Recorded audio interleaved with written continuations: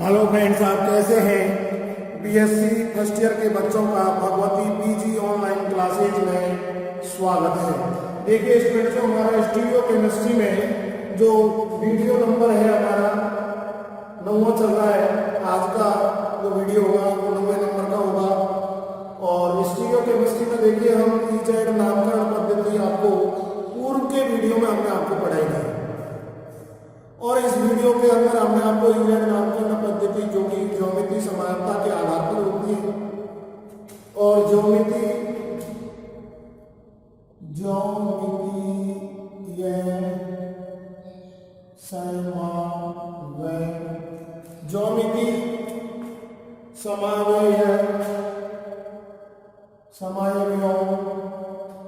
ज्योमिति समायवियों को पहचानना, ज्योमिति समायवियों को पहचानना। तो देखिए हम ज्योमिति समायवियों के आधार पर ही हमने ईजेड नामकरण पद्धति पढ़ी थी। ईजेड जो जर्मन भाषा या लैटिन भाषा के शब्द हैं, और इनके आधार पर हमने ई का मतलब होता है एंटी जन, और जेड का मतलब जस्मानी, टुगेदर, साथ साथ। तो इस प्रकार से हमने कई एग्जाम्पल आपको बताए, 2 ब्यूटीन, 1 2 डाइक्लोरोएथीन। तो इस प्रकार से यदि हमारे मान लीजिए प्रतिस्थापी समूह, उच्च प्रायिकता वाले समूह प्रतिस्थापी एक तरफ है तो उनको हम समपक्ष यानी जेड रूप कहेंगे, विपरीत है तो वो विपक्ष रूप कहलाता है। इसके बाद में हमने देखिए ज्योमिति समायवियों को पहचानना। ज्योमिति समायवियों को पहचानने के लिए हम निम्न विधियों का उपयोग करते हैं। नंबर 1 आपकी चक्रीकरण विधि। ये आपकी चक्रीकरण विधि, यानी इस विधि के अंदर देखिए समपक्ष जो समायवी है, समपक्ष समायवी है वो समपक्ष समायवी को गर्म करने पर एक चक्रीय यौगिक का निर्माण हो जाता है, जबकि विपक्ष समायवी को गर्म करने पर चक्रीय यौगिक नहीं बनता है, चक्रीय यौगिक नहीं बनता है। तो इस प्रकार से हमें चक्रीकरण विधि के अंदर, और इसमें एग्जाम्पल हमने देखी आपको सबसे बढ़िया C double bond, C bond आपका H H, C double H और सी डबल एच, ये आपका समपक्ष रूप मैलेइक अम्ल है। और इसको गर्म करने पर, ये देखिए गर्म करने पर ये निर्जलीकरण हो जाता है, जब का बाहर निष्कासित हो जाता है। H bond C, double bond C, bond H, और यह आपका O, और ये बन जाता है हमारा मैलेइक एनहाइड्राइड, और ये जब प्राणों बाहर निष्कासित हो जाता है। तो इस प्रकार से मैलेइक यानी समपक्ष रूप को गर्म करने पर एक चक्रीय यौगिक का निर्माण हो जाता है। C double bond C, bond आपका एच, सी डबल एच आपका, और ये सी डबल एच और ये एच, ये आपका विपक्ष रूप है। विपक्ष रूप है फ्यूमेरिक अम्ल। क्या हो गया आपका फ्यूमेरिक अम्ल, और फ्यूमेरिक अम्ल को करने पर यहाँ पर चक्रीय यौगिक का निर्माण नहीं होता है, चक्रीय यौगिक एनहाइड्राइड नहीं बनता है। ये चक्रीय यौगिक एनहाइड्राइड नहीं बनता है। तो इस प्रकार से हम देखिए ज्योमिति समायवियों को पहचानना, यानी चक्रीकरण विधि के द्वारा समपक्ष समायवी को गर्म करने पर चक्रीय यौगिक का निर्माण हो जाता है। चक्रीय यौगिक का निर्माण हो जाता है और विपक्ष समायवी को गर्म करने पर चक्रीय यौगिक नहीं बनता है। इस प्रकार से समपक्ष रूप आपका मैलेइकम है और इसको गर्म करने पर एक चक्रीय यौगिक का निर्माण हो जाता है, जिससे मैलेइक एनहाइड्राइड बन जाता है। विपक्ष रूप ह्यूमेरिकम है, जिससे चक्रीय यौगिक एनहाइड्राइड नहीं बनता है। इसी प्रकार से हम दूसरा एग्जाम्पल पढ़ेंगे। वो देखिए आपका चक्रीकरण विधि हम पूर्व के वीडियो में भी हम आपको बता चुके हैं। और इसके बाद में देखिए स्टूडेंट्सों, ज्यामितीय समायवियों को पहचाना किस प्रकार से हम पहचान कर सकते हैं। पहली चक्रीकरण विधि, समपक्ष समायवी को गर्म करने पर चक्रीय यौगिक बन जाता है, विपक्ष समायवी को गर्म करने पर चक्रीय यौगिक नहीं बनता है। तो ये देखिए समपक्ष यानी मैलेइक जो अम्ल है वो मैलेइक एनहाइड्राइड में कन्वर्ट हो जाता है, गर्म करने पर एक चक्रीय यौगिक का निर्माण कर देता है। जबकि विपक्ष ह्यूमेरिक अम्ल, इसको गर्म करने पर चक्रीय यौगिक एनहाइड्राइड नहीं बनता है। अब हम देखिए दूसरी विधि जो है द्विध्रुव आघूर्ण के आधार पर हम समपक्ष और विपक्ष समायवियों की पहचान कर सकते हैं। चक्रीकरण विधि के बाद में दूसरी देखिए ज्यामितीय समायवियों की पहचान करना, ये दूसरा है आपका द्विध्रुव आघूर्ण विधि। दूसरी विधि देखिए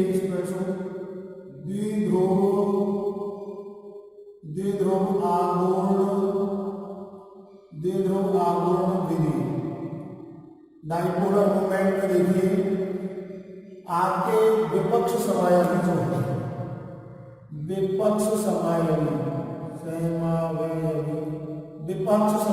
के म्यू का मान 0 होता है। विपक्ष समायवियों के म्यू का मान 0 होता है, जबकि समपक्ष समायवियों के म्यू का मान आपका कुछ न कुछ होता है। जैसे कि हम उदाहरण के लिए 1,2 डाइक्लोरोएथेन में आपका 1.85 dy, ये देखिए ये आपका 0 dy। तो देखिए हमने एग्जाम्पल लिया, एग्जाम्पल नंबर 1,2 डाइक्लोरोएथेन, 1,2 डाइक्लोरोएथेन। तो देखिए C डबल बॉन्ड C और ये बॉन्ड Cl और ये H और ये H, ये हो गया आपका समपक्ष रूप। अब समपक्ष रूप में देखिए ये जो आपका वेक्टर योग है, परिणामी सदिश योग है, वो एक ही दिशा में जा रहा है, इसके म्यू का मान 1.85 dy होगा।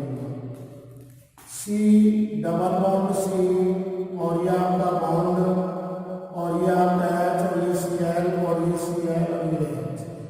तो ये देखिए परिणामी सदिश म्यू का मान वेक्टर योग एक दूसरे को निरस्त कर देता है, इसे म्यू का मान 0 dy हो जाता है इस प्रकार से। तो ये देखिए इस प्रकार से द्विध्रुव आघूर्ण के आधार पर भी हम समपक्ष और विपक्ष यौगिकों का निर्धारण कर सकते हैं। यह आपका विपक्ष हो गया, तो इसमें देखिए द्विध्रुव आघूर्ण का मान 0.0 dy होता है। द्विध्रुव आघूर्ण के लिए हो गया हमने। अब देखिए स्टूडेंट्स, हम तीसरी गलनांक एवं क्वथनांक, तीसरी जो हम पढ़ेंगे वो है हमारे गलनांक व क्वथनांक, मैग्नेटिक और बैरिंग। तो देखिए इसमें विपक्ष जो समायवी होता है, विपक्ष समायवी में जो आपके प्रतिस्थापी समूह है वो विपरीत दिशा में होते हैं, इसलिए क्रिस्टल की जो पैकिंग है, क्रिस्टल की पैकिंग अच्छे ढंग से हो जाती है, इसलिए उसके गलनांक का मान कम होता है। जबकि समपक्ष रूप में, समपक्ष समायवी के अंदर समपक्ष समायवी के अंदर जो है आपका वंडरवाल्स बल मजबूत होता है। मजबूत वंडर वाल्स मजबूत होने के कारण इनके गलनांक का मान उच्च होता है। जैसे एग्जाम्पल के रूप में देखिए वंडर वाल्स का मान उच्च होता है। जैसे आइसोप्रोटोनिक अम्ल CH3 C bond H double bond C आपका H double bond C bond H, ये हो गया आपका आइसोप्रोटोनिक अम्ल। ये हो गया हमारा आइसोप्रोटोनिक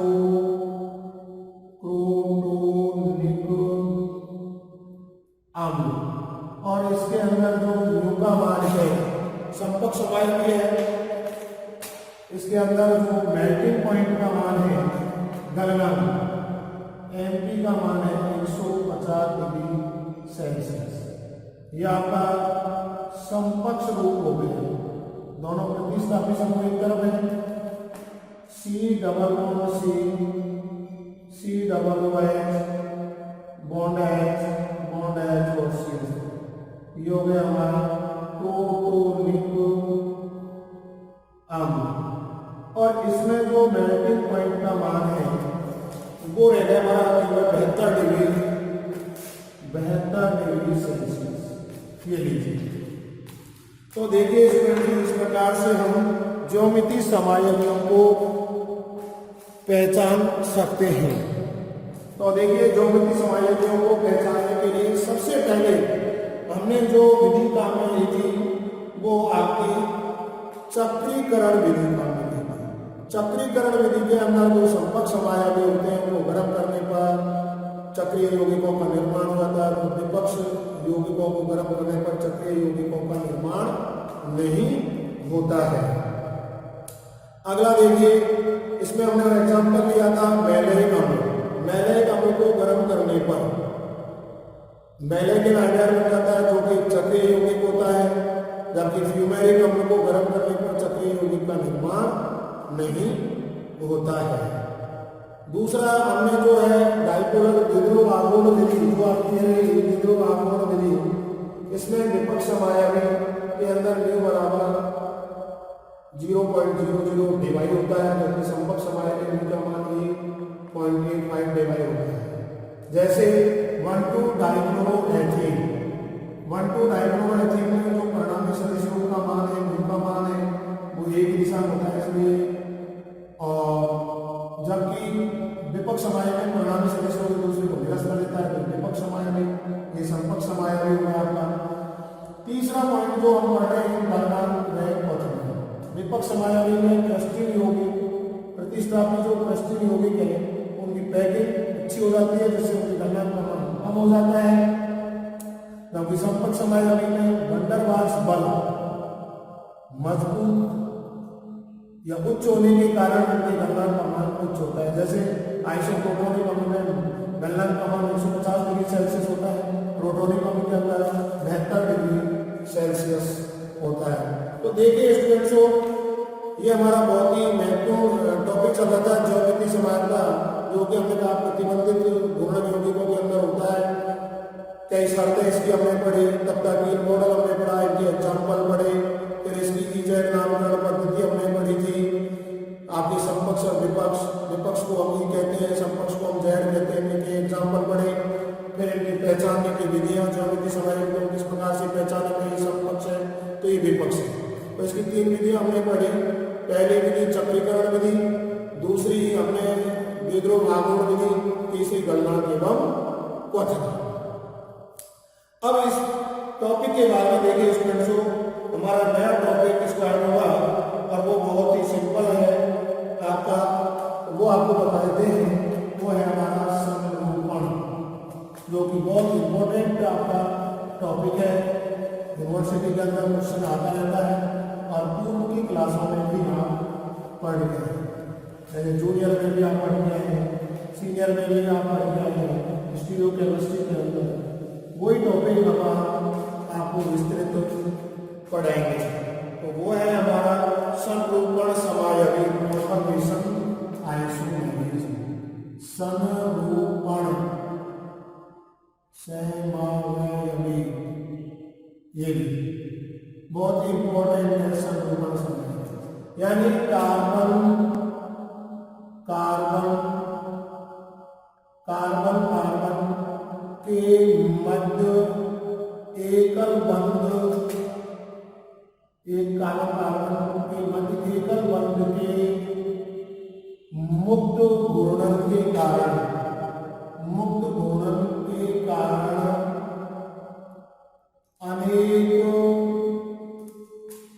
अनेक व्यवस्थाएं प्राप्त होती हैं। घूर्णन के कारण अनेक व्यवस्थाओं का बनना।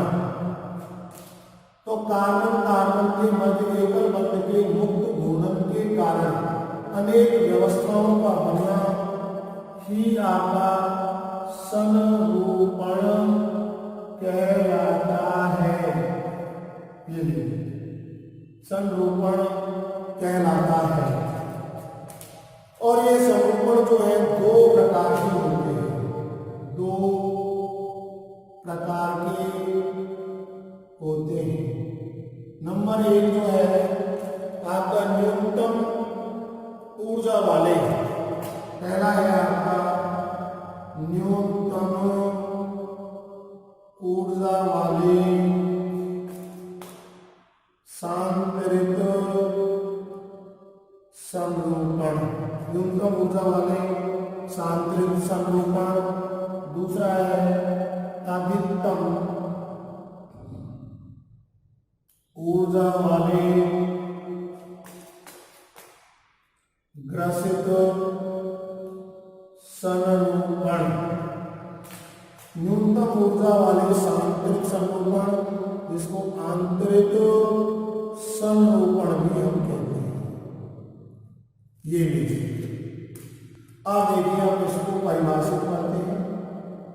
तो जो वैज्ञानिक है साहस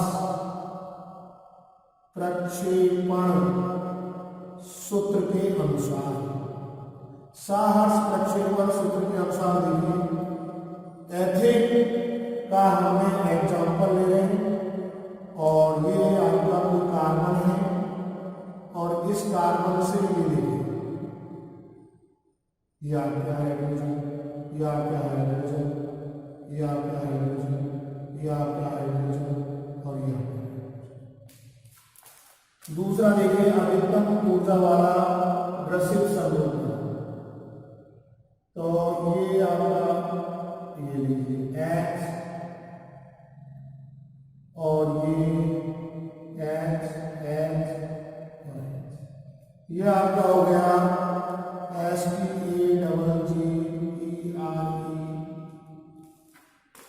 स्टैगर्ड, या आप इसको लिख सकते हो सांतरित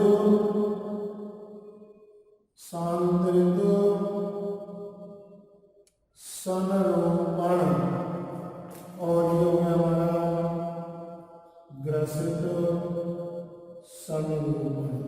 ये लीजिए, आप देखिए साहस के अनुसार हम ग्रसित और सांतरित संरूपण पढ़ रहे हैं, और इसमें देखिए आपका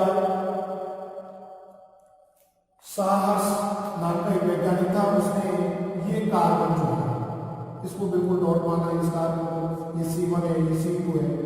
तो एक कार्बन के तीनों हाइड्रोजन परमाणु और दूसरे कार्बन के भी तीनों हाइड्रोजन परमाणु एक दूसरे की सीध में स्थित हो, यानी फिर समझ लीजिए आपको, हम सांतरिक संरूपण या आंतरिक संरूपण पढ़ रहे हैं, परिभाषित कर रहे हैं न्यूनतम ऊर्जा वाला एक कार्बन के तीनों हाइड्रोजन परमाणु और दूसरे कार्बन के तीनों हाइड्रोजन परमाणु एक दूसरे की सीध में स्थित हो, यानी देखो ये और ये दोनों एक दूसरे की सीध में स्थित हैं, यानी एक कार्बन के तीनों हाइड्रोजन परमाणु और दूसरे कार्बन के तीनों हाइड्रोजन परमाणु एक दूसरे की सीध में स्थित हो, वो सांतरिक संरूपण कहलाता है। इनके जो प्रतिस्थापी समूह है सार्वत्रिक के तौर पर होते हैं, जिससे इनमें प्रतिकर्षण का मान न्यूनतम होता है। अब देखिए ग्रसित संरूपण में एक कार्बन के दोनों हाइड्रोजन परमाणु दूसरे कार्बन के एक हाइड्रोजन परमाणु की सीध में स्थित हो। यहां जो है थीटा कोण का मान 0 होता है, अर्थात इनमें प्रतिकर्षण का मान अधिक होता है, इसलिए ये कम स्थायी होते हैं, ये अधिक स्थायी होते हैं। तो देखिए हम संरूपण पढ़ रहे हैं, बहुत ही इंपॉर्टेंट है। कक्षा 11 में भी आपने पढ़ा, कक्षा 12 में भी आपने पढ़ा। तो संरूपण समायामी क्या है? कार्बन कार्बन के मध्य एकल बंध के मुक्त घूर्णन के कारण जो व्यवस्थाएं प्राप्त होती हैं, जो व्यवस्थाएं बनती हैं, उन्हें हम संरूपण कहते हैं या संरूपण कहलाते हैं। ये दो प्रकार के होते हैं, न्यूनतम ऊर्जा वाला सांतरिक या अंतरिक संरूपण, अधिकतम ऊर्जा वाला ग्रसित संरूपण कहलाता है। अब ये वैज्ञानिक साहस प्रक्षेपण सूत्र के अनुसार एथेन में हम पढ़ रहे हैं, और एथेन में देखिए सांतरिक संरूपण और ग्रसित संरूपण। सांतरिक संरूपण में एक कार्बन के तीनों हाइड्रोजन परमाणु और दूसरे कार्बन के तीनों हाइड्रोजन परमाणु एक दूसरे के सीध में स्थित होंगे, वो आपका सांतरिक संरूपण कहलाता है। इसमें जो प्रतिस्थापी है वो थीटा डिग्री के कोण पर स्थित होते हैं, जिससे प्रतिकर्षण का मान कम होता है, इसलिए अधिक स्थायी होता है। जबकि ग्रसित संरूपण के अंदर एक कार्बन के दोनों हाइड्रोजन परमाणु और दूसरा कार्बन का एक हाइड्रोजन परमाणु एक दूसरे की सीध में स्थित होते हैं। या थीटा का मान जो बंध कोण है उसका मान जो है 0 डिग्री होता है, जिससे प्रतिकर्षण का मान अधिक होता है, इसलिए कम स्थायी होते हैं। अब देखिए स्टूडेंट्स, ये साहर्ष प्रक्षेपण सूत्र के अनुसार है। अब हम दूसरा जो बनाएंगे न्यूमैन प्रक्षेपण सूत्र के अनुसार, यानी स्टैगर्ड कॉन्फर्मेशन, ये आपका STAGGERED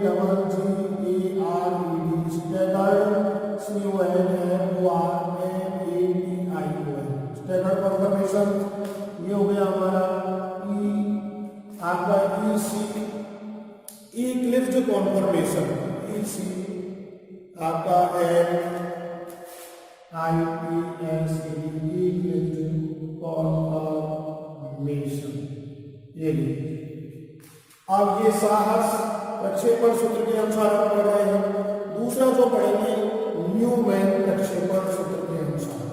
तो देखिए बहुत ही इंपॉर्टेंट टॉपिक हम आपको बता रहे हैं, और इसके बाद में आपका जो है वो है न्यूमैन प्रक्षेपण सूत्र के अनुसार।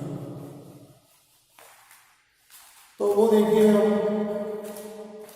दूसरा है न्यूमैन प्रक्षेपण सूत्र के अनुसार। वो साहस प्रक्षेपण सूत्र के अनुसार था, ये न्यूमैन प्रक्षेपण सूत्र के अनुसार है। देखिए ये आपका कार्बन, ये आपके हाइड्रोजन, ये हाइड्रोजन हो गए, और ये हो गया आपका सांतरिक संरूपण, यानी कि STAGGERED staggered conformation. Staggered conformation सांतरिक, या हम इसको आंतरिक संरूपण भी बोल सकते हैं। तो देखिए यहाँ पर जो है बंध कोण होता है 60 डिग्री पर होता है, जिससे दूरियां रहती है, प्रतिकर्षण का मान कम होता है। अगला इसमें न्यूमैन प्रक्षेपण सूत्र में देखिए आपका ये आपका हमने ये कार्बन ये लीजिए, अब ये आपका हाइड्रोजन, और ये देखिए यहाँ जो बंध कोण है वो 0 डिग्री होता है। अब ये देखिए ये हाइड्रोजन रहा और ये हाइड्रोजन, तो इस प्रकार से ये हो गया हमारा ग्रसित संरूपण, यानी इक्लिप्स्ड कॉन्फर्मेशन। ये इक्लिप्स्ड कॉन्फर्मेशन। तो इस प्रकार से सांतरित और ग्रसित संरूपण हमने साहस और प्रक्षेपण सूत्र के अनुसार पढ़े। और इसके बाद में देखिए इनको एक हम ग्राफ के माध्यम से भी बता सकते हैं। और वो देखिए आप बिल्कुल सिंपल तरीके से ये लीजिए, ये आपका जो है न्यूनतम ऊर्जा वाला और अधिकतम ऊर्जा वाला, जो कि हमने न्यूनतम ऊर्जा वाला आपको पढ़ाया था सांतरित संरूपण, यानी कि थीटा बराबर 0, ये थीटा बराबर 0, ये आपका 60 डिग्री, ये 60, ये 120, ये 180 और ये 180, 240 और ये 300 और ये 360। ये देखिए आपका न्यूनतम ऊर्जा वाला, ये अधिकतम ऊर्जा वाला।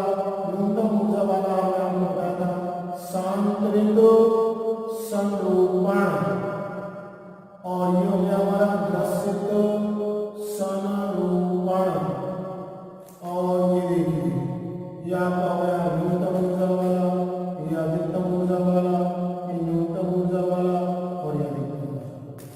ये देखिए थीटा बराबर देखिए 0 डिग्री, आपका 60 डिग्री, 120 डिग्री, 180, 240, 300।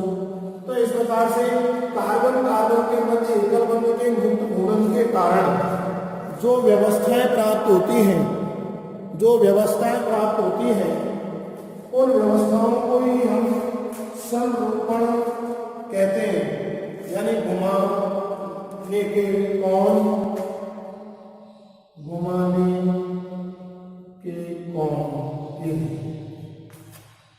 अब देखिए इसमें हम आपको। तो इस प्रकार से आज के वीडियो में देखिए स्टूडेंट्स, हमने आपको ज्योमेट्री समाई हुई को पहचानना आपको बताया था। उसमें पहली विधि चक्रीकरण विधि थी आपकी, उसके बाद में द्विध्रुव आघूर्ण विधि थी, तीसरी गणनांक एवं क्वथनांक विधि थी, और इसके बाद में जस्ट हमने आपको कॉन्फर्मेशन यानी संरूपण के बारे में आपको बताया। कार्बन कार्बन एकल बंध के गुप्त घूर्णन के कारण जो व्यवस्थाएं प्राप्त होती हैं उन्हें हम संरूपण कहते हैं। संरूपण दो प्रकार के होते हैं, न्यूनतम ऊर्जा वाला आपका सांतरित संरूपण और अधिकतम ऊर्जा वाला ग्रसित संरूपण कहलाता है। सांतरित और ग्रसित, सांतरित एक कार्बन के तीनों हाइड्रोजन परमाणु तथा दूसरे कार्बन के तीनों हाइड्रोजन परमाणु एक दूसरे की सीध में बंध कोण का मान 60 डिग्री होता है, प्रतिकर्षण का मान कम होता है, इससे अधिक स्थायी होते हैं। साहस प्रक्षेपण सूत्र के अनुसार हमने एथेन का एग्जाम्पल लेके बताया। इसी प्रकार से अधिकतम ऊर्जा वाला ग्रसित संरूपण साहस के अनुसार एक कार्बन के एक हाइड्रोजन परमाणु तो दूसरे कार्बन के दोनों हाइड्रोजन परमाणु एक दूसरे की सीध में स्थित हो, वो आपका ग्रसित संरूपण कहलाता है। इसी प्रकार न्यूटन प्रक्षेपण सूत्र के अनुसार देखिए स्पष्ट कह दिया है, हाइड्रोजन आपके दूर है, 60 डिग्री बंध कोण पर है, इसमें 0 डिग्री पर है, इसलिए कम स्थायिता प्रतिकर्षण का मान अधिक होगा, इसमें प्रतिकर्षण का मान कम होगा। हमने चित्र के माध्यम से भी आपको बता दिया। ग्रसित और सांतरित, अधिकतम ऊर्जा वाला ग्रसित संरूपण है, न्यूनतम ऊर्जा वाला आपका सांतरित संरूपण है। तो इस प्रकार से देखिए ये न्यूनतम और अधिकतम ऊर्जा वाले इनको हमने चित्र के माध्यम से भी आपको बता दिया। अब अगला टॉपिक जो कि हम ब्यूटेन का बना सकते हैं देखिए स्टूडेंट्स। अब इसके बाद में हम साइक्लोहेक्सेनोन के संरूपण के बारे में पढ़ेंगे स्टूडेंट्स। और धन्यवाद, आज के वीडियो में इतना ही। पढ़ेंगे अगले वीडियो में अगला टॉपिक पढ़ेंगे।